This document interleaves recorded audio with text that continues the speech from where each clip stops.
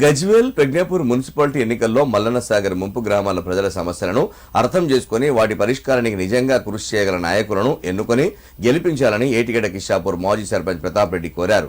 సిద్దిపేట జిల్లా గజ్వేల్ ఆర్&ఆర్ కాలనీ ఏటిగడ్డ కిష్టాపూర్ గ్రామంలో ఆయన మీడియాతో మాట్లాడారు.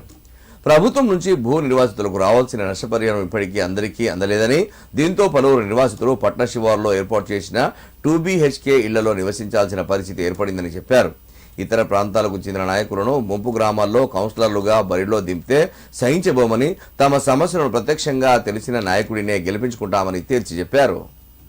మాకు కేటాయించిన ఒక 6 వార్డులలో ఇక్కడున్న లోకల్ వాళ్ళకే టికెట్లు ఇవ్వడం కరెక్ట్, అదర్స్ వాళ్ళకి ఇవ్వడం మాత్రం ఇబ్బంది జరుగుతుంది.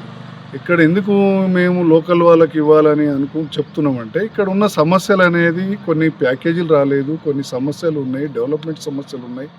ఈ సమస్యలను పరిష్కారం చేయాలంటే లోకల్ వాళ్ళకి అవగాహన ఉంటుంది, కానీ బయట వ్యక్తులకు అవగాహన లేదు. మేము లోకల్ నాన్ లోకల్ అనే మాట తేడా తీస్తలేము.